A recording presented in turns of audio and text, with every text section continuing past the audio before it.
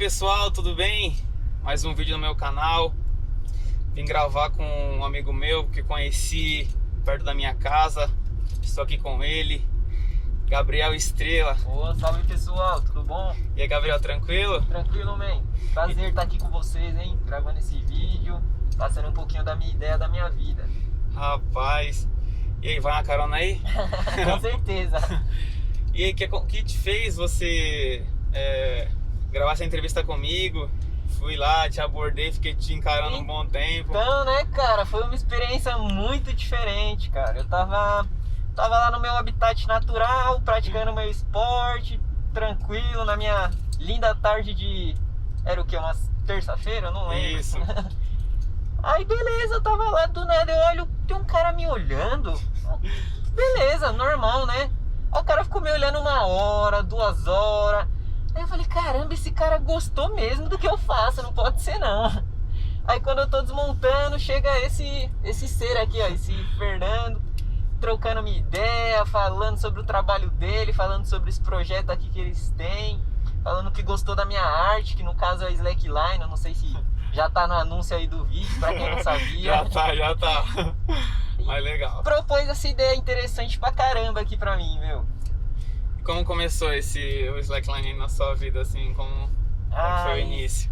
Vamos dar a princípio a ideia, o que é o Slackline, né? Slackline é a busca por equilíbrio. Slackline nada mais é do que uma fita que você anda em cima, que você se equilibra do jeito que seu corpo se permite. Ele começou pra mim de um jeito muito interessante, porque, meu, vamos lá, história. Eu morava aqui em São Paulo, tinha lá meus 20 anos, 19 anos de idade, trabalhava, já morava sozinho, tinha tudo que um jovem quer, vamos dizer assim. E eu era muito infeliz, cara, eu não era feliz com minha vida, sabe? Sim. Eu tinha um dinheiro, tinha liberdade, mas mesmo assim eu sentia que faltava alguma coisa no meu coração. Sim. Aí eu falei, meu, o que falta? O que falta? Fiquei me questionando. Como eu falei, eu preciso de um novo ambiente pra encontrar minha paz. Sim. Eu preciso de um lugar, já que eu não tenho tudo ao meu redor aqui, eu não encontro essa paz, o que me falta é o ambiente. Eu falei, quer saber? Vou morar na praia. Sempre amei a praia desde menino, desde novo. Mas alguém te chamou? Você tem amigos lá? Alguém falou assim, Gabriel, vem aqui, cola aqui, ficar um final de semana? Quem me dera, queria eu tivesse um lugarzinho assim já pra ir. Então a vontade Foi pura espontânea vontade do peito, assim mesmo. O coração falou, vai pra praia, não importa a praia, não importa quem vai estar lá, só vai.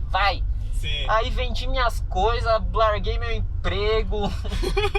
É loucura falar isso daqui agora, porque na hora, assim, pra mim fazia o maior sentido do mundo. Sim.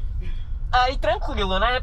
Peguei minha mochilinha, peguei minhas coisas e desci pro litoral de São Paulo. Fui pra Bertioga. Lá tinha uma praia muito legal que eu conheci há um tempo, que é a Prainha Branca. A Prainha Branca, ela é uma, vamos dizer assim, ela é uma ilha. Ela é uma praia que você tem que pegar uma balsa. Dessa balsa você pega uma trilha e aí você chega na Prainha Branca. Ela é uma praia que não tem rua, não tem carro, só tem restaurante, hotel, barzinho, um negócio bem turístico mesmo, sabe? Aí beleza, cheguei lá na sexta-feira. Cheguei lá tranquilo, fui conhecendo o pessoal, trocando uma ideia, conheci gente no final de semana, né? Já tirei aquela vibe pesada de São Paulo no meu peito, aquela coisa que o coração tava. Aí tranquilo. Aí eu pensei, meu, tenho que arrumar um trabalho, né? Não dá pra eu ficar só curtindo, o dinheiro acaba. Aí eu fui pra um restaurante que tinha lá que se chamava Laricas. Sim. Na frente desse restaurante tinha 2 árvores que tinham slackline. Sim.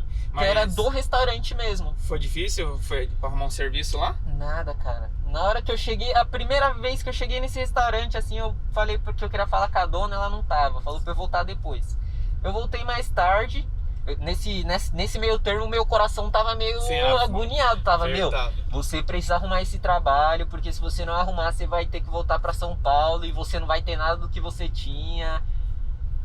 E você vê, eu vi nisso daí que o que aflige o ser humano é a ansiedade. Verdade. Eu tinha tudo que eu precisava ali. E a ansiedade, ela ficou me sabotando, ficou falando não, que talvez você não consiga, talvez você não seja pra você. Aí eu larguei isso, eu falei, quer saber, meu, deixa de lado essa sua cabeça, o que ela pensa, e vai por instinto. Que nem eu fiz pra ir pra praia, eu deixei todo o sentido de lado e fui por instinto, só instinto. No primeira ideia que eu troquei com a dona do restaurante, ela falou, meu, começa a trabalhar aí sexta. Acabou. Rápido.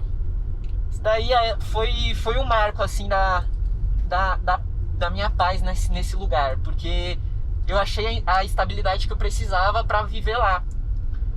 E aí eu, comecei a ficar mais feliz, comecei a ficar mais calmo, aí eu comecei a ver o slackline lá, e tinha um pessoal lá que morava lá que praticava.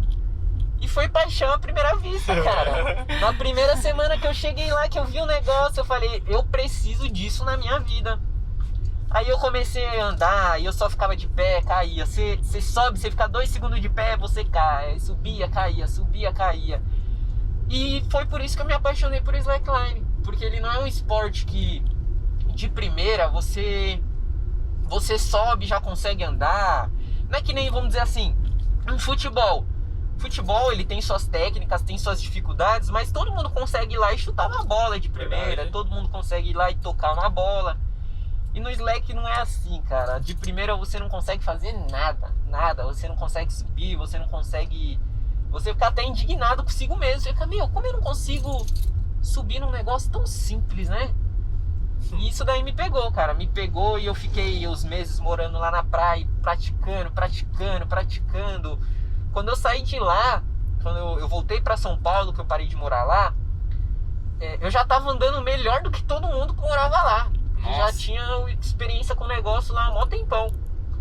Aí beleza, né? Voltei pra São Paulo. A sua vinda aqui pra São Paulo foi devido ao corona. Ao corona? Devido ao Covid, porque no caso, como eu trabalhava em restaurante lá, como eu trabalhava num lugar mais... que precisa de público, precisa de movimentação. Quando chegou essa crise aí, não tinha mais trabalho, não tinha jeito mesmo, aí eu tive que voltar. Senão eu tava lá até hoje. Sim. Aí tranquilo, cheguei aqui, arrumei um trabalho, a primeira coisa que eu comprei, sem falta assim, foi o slackline. Falei, eu necessito disso tenho agora. Que ter o meu. Pra eu ter paz na minha vida, eu preciso ter isso toda semana. Sim.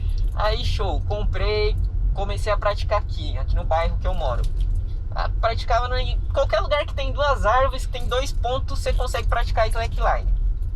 Aí eu fui numa praça ali perto de casa, beleza, comecei a praticar, aí sempre colava 1, 2, 3 pessoas, aí, meu, crianças ficavam olhando, nossa, você tinha que ver a luz que dava nos olhos da criança de ficar olhando aquilo, parecia que eu tava fazendo até mágica.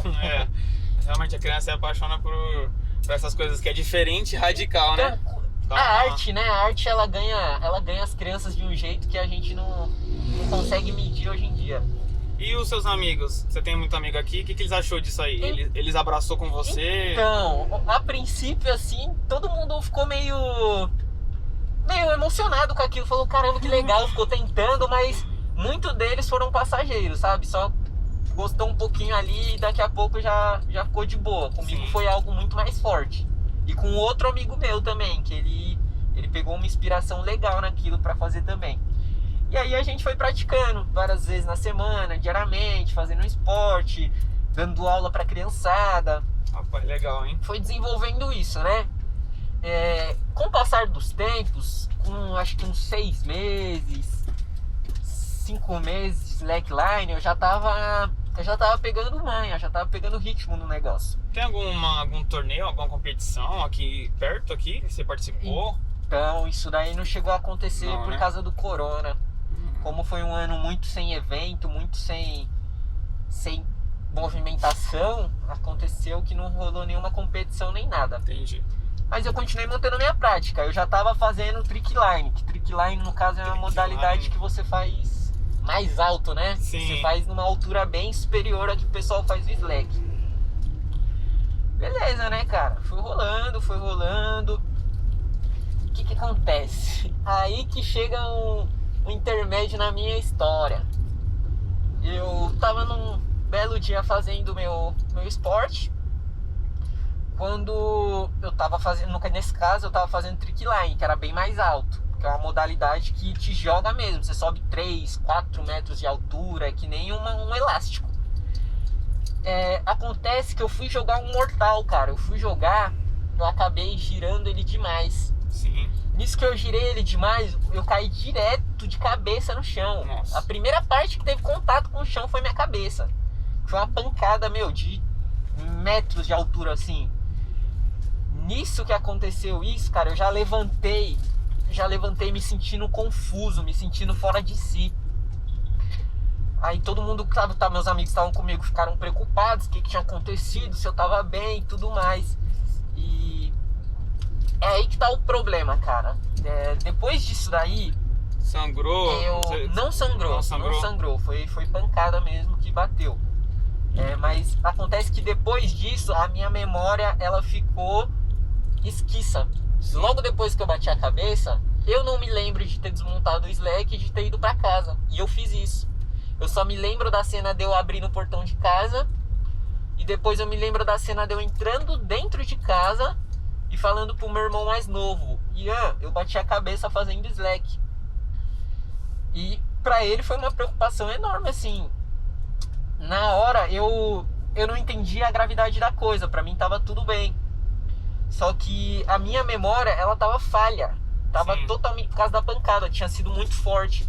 Eu virava pro meu irmão e falava isso a cada 5 minutos. Eu falava a mesma coisa, eu ficava repetindo a mesma coisa, como se eu tivesse preso dentro de alguma coisa na minha cabeça. Aí eu fui tomar banho, eu acabei desmaiando dentro do banheiro. Meu irmão, que é criança, ligou desesperado pra minha mãe chegou em casa, me levou pro hospital e eu tava, cara, nesse momento a minha cabeça, ela tava passando por um ápice de confusão enorme que eu nunca passei na minha vida. Eu não entendia literalmente nada que acontecia ao meu redor.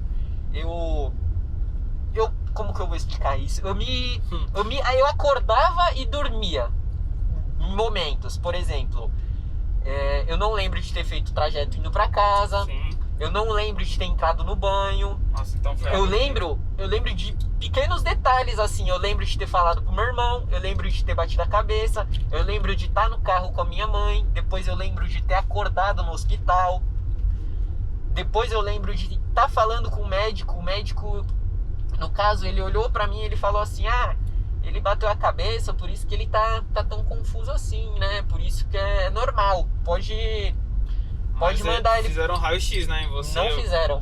Não? É aí que tá a outra parte muito bacana da história. O médico que me atendeu, ele não fez literalmente nada. Ele olhou na minha cara, viu que eu tava extremamente confuso, extremamente doido da cabeça e falou que, não. Te dá de pirona. Foi só, como que o pessoal fala? É só uma... Que você pode ir no SUS que todo mundo fala que é virose. Tá com virose. Rapaz, que disse, foi quase isso que ele disse. E você foi em qual hospital? Fui no de Taipas aqui mesmo. Entendi. Aí tá bom. Fomos pra casa. Minha mãe, já que o médico tinha falado que tava tudo bem, ele não fez nenhum procedimento que ele devia ter feito, mas ok, ele falou que tava bem. Dormi. Minha mãe ficou meio preocupada, me olhando à noite e tudo mais. Acordei no outro dia. Minha mãe saiu pra trabalhar e meu irmão, ele saiu pra rua pra brincar e eu acabei ficando sozinho em casa o dia inteiro. Eu ainda tava sentindo aquela confusão, ainda sentindo uma dor de cabeça, sentindo que eu não tava eu mesmo, sabe? Sim. Aí, o que acontece, cara? Esse dia em casa, eu tive 7 convulsões sozinhas. Eu passei a tarde inteira em casa e foi resumidamente isso, cara. Esse dia eu tive 7 convulsões. Eu lembro nitidamente de como é ter uma convulsão. Sentiu coisa tipo, pesada, coisa de morte, sei lá? Sentiu que você ia morrer em algum momento quando você estava tendo essas convulsões? Eu não conseguia associar esse pensamento. Eu não... Mas eu tava desesperado. Eu sentia o que estava acontecendo. Sim. E eu sabia que aquilo não era normal. Só que ao mesmo tempo a minha cabeça ela entrava em negação. Entendi. Porque eu não gosto de médico, eu não gosto de hospital. E eu queria me convencer de que aquilo ia melhorar sozinho, ia passar, aquilo ali era só... porque eu tinha batido a cabeça mesmo e beleza. E o que acontece, cara? Quando minha mãe chegou de noite do trabalho, era umas 11 horas por aí, ela acabou vendo eu tendo uma convulsão, que o meu corpo ele travava para a direita. É muito complicado explicar como é que uma convulsão funciona. Eu ficava na minha cabeça, eu começava a pensar em muitas coisas ao mesmo tempo, muitas coisas. Sabe aquele momento que você vive mais na sua cabeça do que no seu corpo? Que você tá pensando tanta coisa que você até esquece que você tem um corpo, que você fica só pensando. Isso que acontecia, só que eu me esquecia do meu corpo, e quando eu ia lembrar do meu corpo, eu tava dando um tique assim, ó, pro lado, eu tava travando, meu corpo tava se tremendo, se debatendo. E aí eu tomava consciência do meu corpo e eu começava a controlar, começava a segurar, começava a voltar a mim.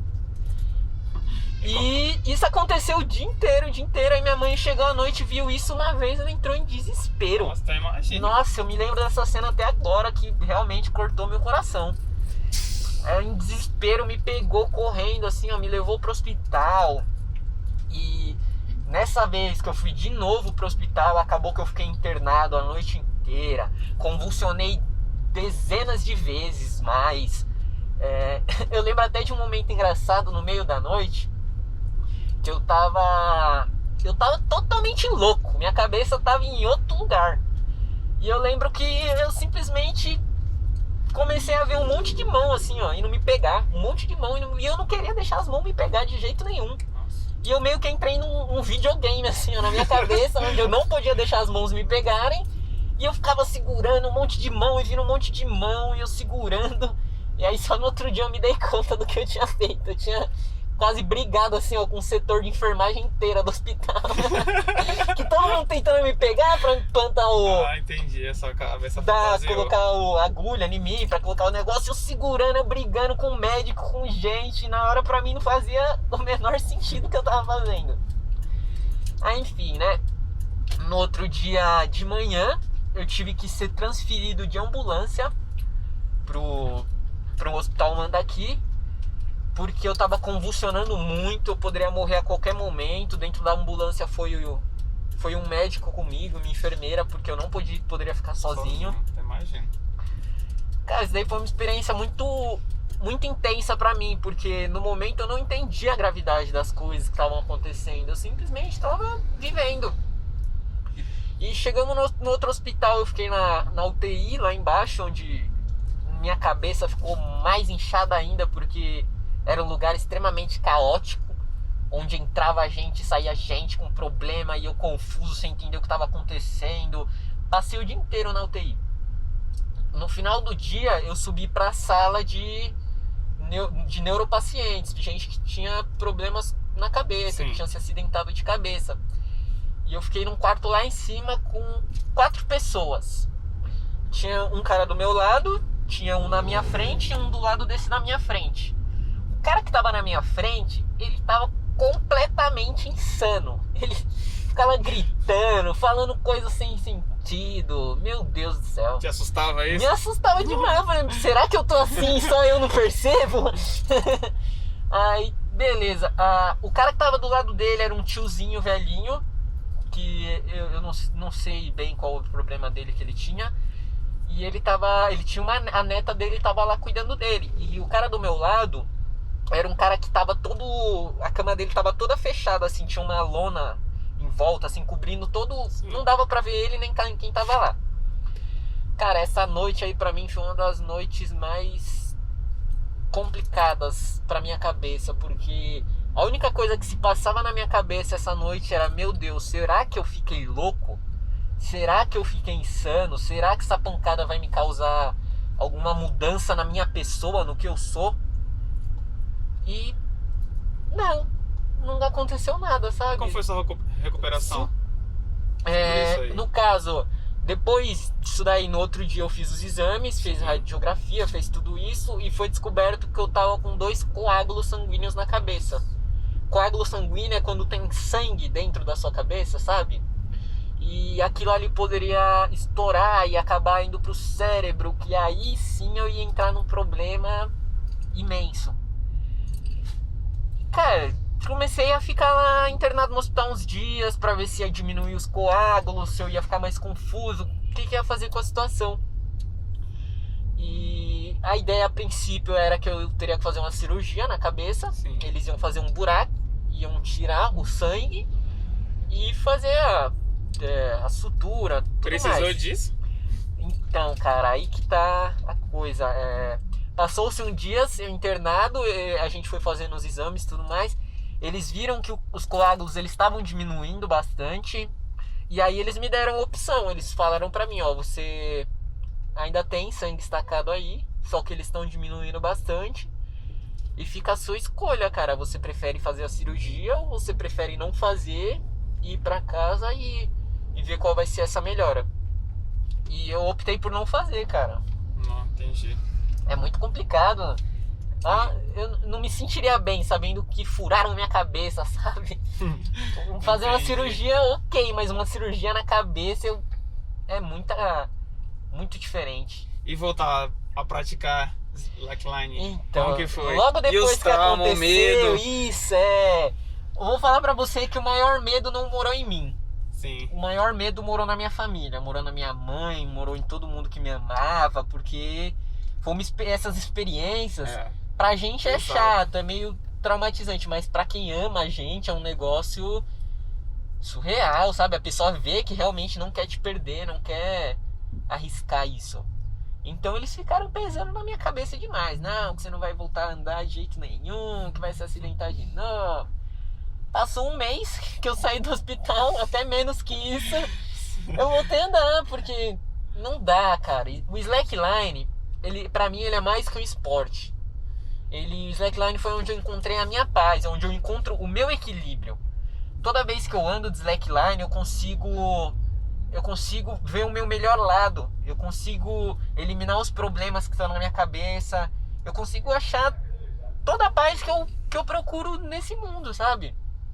É algo tão simples, tão bobo. É só uma fita elástica, sabe? Não é nada mais que isso. É uma fita elástica onde você pula, você se equilibra. Mas o significado que ela tem pra mim é muito maior do que isso. É algo que eu quero carregar a minha vida inteira, sabe? E aí foi isso. Eu nunca tirei isso da minha cabeça, o quanto eu amava aquilo e o quanto eu queria voltar. E depois de uns meses eu fui voltando devagarzinho, mais baixo. Teve alguém que te ajudou a voltar mais rápido? Teve alguém que, vamos, sei lá? Então, eu tinha o meu amigo, sim, que ele andava, que ele começou a andar comigo, no caso. E ele me ajudou muito a voltar a andar, porque era eu e ele pra voltar a andar. Entendi. Mas a inspiração, ela partiu de mim mesmo. Sempre porque eu tinha aquela vontade, amor, né? eu falei, eu não vou conseguir suprir essa vontade com outra coisa, tem que ser slackline. E aí eu voltei a andar devagarzinho, dando rolê mais light, e melhorando, progredindo, só que dessa vez eu voltei com uma segurança muito maior. Aquele tempo eu tava muito sem receio. Eu fazia qualquer coisa sem medo, sem medo de me arriscar, de me machucar. Hoje eu ainda faço, só que a segurança ela vem em primeiro lugar. Eu falo, o meu corpo ele precisa estar pronto para eu poder fazer isso. É muito mais importante o seu corpo estar preparado do que a sua mente quando se trata de um esporte.